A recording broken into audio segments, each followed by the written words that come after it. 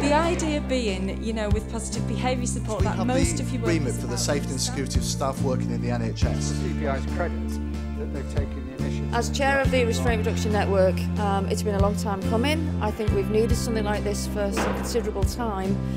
But again, just looking at the pledges that have already been made on the network within the space of a day, I think this is going to be a really promising and proactive network that people will want to engage with and will engage with. And along came control and restraint, we welcomed because it was an act of compassion, but it was also an act of courage. It's about trying to minimise restrictive practices and restraint in particular. Iris Benson, she brought a completely different perspective to the place, and I was actually in awe of the lady talking. She was very good, and she gave us a different angle of what it's all about. So instead of the professional speaker speaking, here was this housewife lady, gave her background and gave her the past 18 years of her life. And it really was fascinating to listen to. The passion and the enthusiasm for the reduction in restraint, the speaker Lynn Fair was really, really inspirational. And Marie Lovell, the way she spoke about it, it was obviously a natural passion. She didn't need to read it, it just slipped off her tongue. I think that was fantastic, and I think taking that back to the company, passing all that on, I think it's really inspired me. Where we need to be looking is how we support our staff teams to be able to deliver the care that they should be delivering, but also how do they deal with the responses of dealing with challenging situations. I thought Lynn Fair yesterday was very, very good in the fact that she focused on compassion, which I believe is a skill or an inherited aspect of nursing care, and I thought she revisited that yesterday, which for me is an essential part of nursing. Whereby anybody can look to see whether care and compassion is going on in the care Coming up setting. to the conference, it's been fantastic to actually see other providers and network and have a chance to share the ideas and sort of the passion behind what we're all trying to achieve here.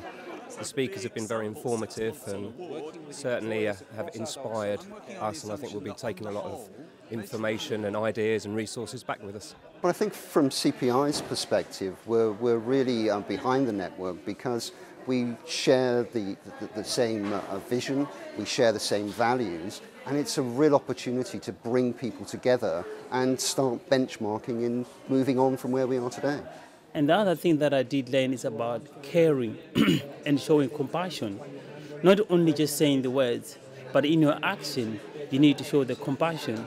You need to share to show the sharing as well.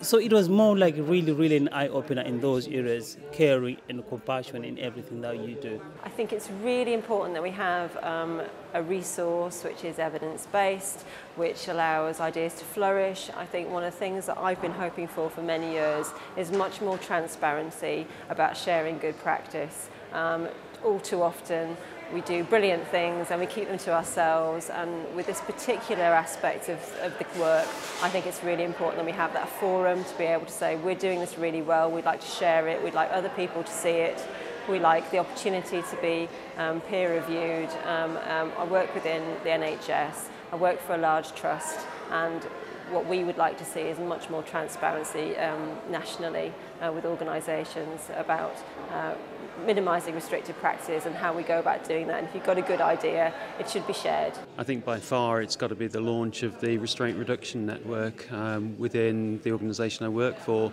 It's been a goal that we've been working on for the last, well, since Winterbourne really, and the difficulty of actually collating the data, getting the data recording processes up and running and so on. And it's been an uphill battle to do that. And there have been times when we felt very much alone in that, but being here and being amongst so many other people who are working towards that same goal, and the message, you're not alone, is just massive, and it's really inspiring and energising, and we realise that there are lessons that we can learn from each other to help in that process. So the launch has been terrific. I think the best thing that has been for me, it's just been how powerful and passionate that it's been. And it's not only been from the speakers, but also I think from the participants that have been here as well. Overall, the conference has been absolutely awesome for me. I came here with an idea to improve myself professionally and grow professionally, which I have done, but I've also grown personally from it as well. I've found the conference absolutely inspiring. It's been a really exciting 2 days. It's been absolutely full on. I've learned so much, and I think particularly I'm really impressed with the level of commitment and engagement from the participants. Really exciting.